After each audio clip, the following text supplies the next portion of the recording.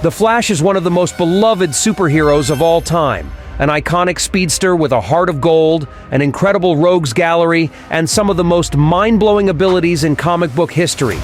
So when DC finally introduced Barry Allen into the DCEU, fans were excited to see what he would bring to the table. Unfortunately, Ezra Miller's version of the Flash turned out to be one of the most disappointing adaptations of the character ever. But why? What went wrong? First, let's talk about Barry Allen's personality, or in this case, the complete lack of it. In the comics, Barry is intelligent, responsible, and compassionate. He's a hero not just because of his speed, but because of his unshakable moral compass and his ability to inspire others. He's someone who carries the weight of his past, but doesn't let it define him. But Ezra Miller's Barry? He's awkward, socially inept, and turned into comic relief for most of his scenes. Instead of being the capable and confident hero we expected, he's constantly fumbling over his words, cracking weird jokes, and acting more like a hyperactive teenager than an actual superhero. It felt like the writers were trying too hard to make him quirky and relatable, but instead, he just came off as irritating and out of place. Then there's the running style. Now, this might seem like a small detail, but when you're playing the fastest man alive, how you run matters. Ezra's Flash runs like he's ice skating, flailing his arms in the weirdest way possible. Instead of looking fast and powerful, it looks awkward and unnatural.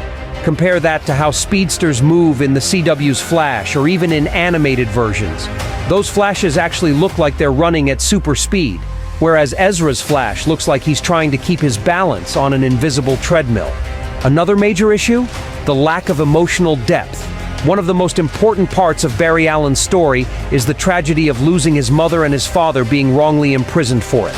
This is what motivates him to become a forensic scientist and later, a hero. But in the DCEU, this emotional core is barely explored. Instead of seeing Barry grow into a true hero through his struggles, we mostly get an immature version of him who barely understands his own powers and seems more concerned with making jokes than being an actual leader. And when the emotional moments do come, they often feel forced. A great example is in The Flash, 2023, when he finally gets to see his mother again. This should have been a heartbreaking, unforgettable moment. Instead, it felt rushed and unearned, mainly because the movie spent more time on confusing multiverse nonsense than developing Barry's character properly. Speaking of The Flash, 2023, let's talk about the CGI nightmare. The special effects in this movie were absolutely embarrassing, especially considering this was supposed to be DC's big multiverse event.